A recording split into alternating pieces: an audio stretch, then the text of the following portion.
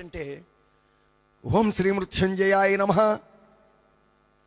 అనగా మరణమును జయించిన వానికే స్తోత్రం చెప్పాలి. ఆయనే స్తోత్రార్హుడు, ఆయనే పూజార్హుడు, ఆయనకే పూజ చేయాలి, ఆయనే దేవుడు అనబడతాడు. స్తోత్రం, హల్లెలూయా. అలాంటి పరిస్థితిలో యేసుక్రీస్తు ఈ దేహం అనే దేవాలయాన్ని పడగొట్టినప్పుడు నేను 3 దినముల్లో లేపుతానని చెప్పాడు.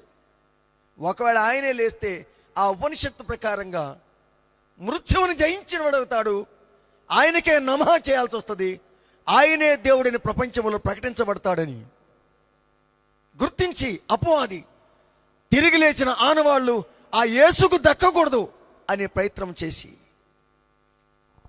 ఆయన దేహాన్ని 5 విధములైన శక్తులు బంధించాయి. నంబర్ 1, ఒక రాతితో తొలిచిన గుహలో ఆయన దేహమును ఉంచి ఆ గుహకి ఒక మోత బండ అడ్డుగా పెట్టారు. ఆ బండ ఎలాంటిదంటే ఆ గుహకి గుమ్మము ఎంత వెడల్పుగా ఉందో కరెక్ట్గా దాని సైజును చెక్కి అది బరువైనటువంటి ఆ మూత బండని ఏటవాలుగా వేశారు. చీమదూరే సందు లేకుండా అమర్చారు దాన్ని. ఆ బండని మరలా తిరిగి లాగాలంటే ఏనుగు బలం కావాలి. అయితే ఆ బండకి చుట్టూ కీలు పూశారు. అలాగని బండకు బండ అతుక్కొని పోయింది. ఇనుముకి ఇనుము వెల్డింగ్ చేసినట్లుగా అలాగ వెల్డ్ అయిపోయింది ఆ బండ. దానికి మరలా ఆ బండ లాగాలంటే 40 ఏనుగుల బలం కావాలి. చూడండి, కాబట్టి బండ బలముతో యేసయ్య దేహము సమాధిలో బంధించబడింది. ఇక రెండవదిగా చూసినట్టయితే అది దానికి పూసిన కీలు బలం. ఇక మూడవదిగా చూస్తే ఇంటూ ఆకారంగా ఆ బండ రావడానికి వీలు లేకుండా ఏనుగులను కట్టేసే గొలుసులతో బంధించారు బండను, అది గొలుసుల బలం. ఇక మూడవదిగా చూస్తే రోమా ప్రభుత్వం వారు దానికి సీలేశారు, ముద్ర వేశారు, ఆ బండను ఎవరు తీయడానికి వీలు లేకుండా. ఎన్నైనా చెప్పండి, 1 బండ బలం, 2వది సీలు బలం, 3వది గొలుసుల బలం. మొదటిది బండ బలం, 2వది కీలు బలం, 3వది గొలుసుల బలం, 4వది సీలు బలం, 5వది కాలు బలం. చుట్టూ కాపలా ఉంచారు. ఈ 5 రకమైన బందోబస్తు చేసి ఆయన తిరిగి లేస్తాడు.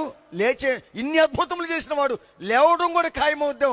ఒకవేళ ఆయన లేస్తే లోపలికి నెట్టేద్దాం అనుకున్నారేమో ఆ సైనికులు. ఎందుకంటే ఆయన దేవుడనే మాట ప్రచురము కావద్దు. ఓం శ్రీ మృత్యుంజయాయ నమః అనే మాట ఆయనకి చెల్లొద్దు, ఆయనకి చెందొద్దు. చల్లనీయకుండా చేద్దామని చెప్పి 5 విధములైన బలములు ఆయన్ని బంధించి ఉంచినప్పటికీ సర్వం మీద అధికారం కలిగిన దేవుడు కాబట్టి, దేవుడు అనడానికి అర్హుడు కాబట్టి ఆయన గురించి చెప్పబడిన మాటలు అల్ఫా ఒమేగా అన్నాడు. మొదటి వాడిని కడపడం వాడిని అన్నాడు, మృతుడు నైతిని కానీ సజీవుడని అన్నాడు, అన్ని కాలముల్లో ఒక్కటే రీతిగా ఉన్నాను అన్నాడు. అంత మాత్రమే కాదు, నేనే దేవుడి నుంచి రుజువుపరుచుకున్నాడు. ఇలాంటి పరిస్థితుల్లో ఇంత అధికారము కలిగినటువంటి వాడు తాను చెప్పిన ప్రకారంగా మాట తప్పడు, మడమ తిప్పడు. చెప్పిన మాటను బట్టి ఆయన సమాధిలో లేచి నిలబడ్డాడు. కీలు ఊడింది, సీలు సడలింది, గొలుసులు దిగిపోయాయి, బండ దానంతటి దొరికిపోయింది, కాపలాదారులు మూర్ఛపోయారు. యేసు జయోత్సాహంతో లేచి మీకు శాంతి కలుగుగాక అన్నాడు. ప్రైజ్ ది లార్డ్, హల్లెలూయా, హల్లెలూయా. గట్టిగా చెప్పండి. యేసు లేచాడు.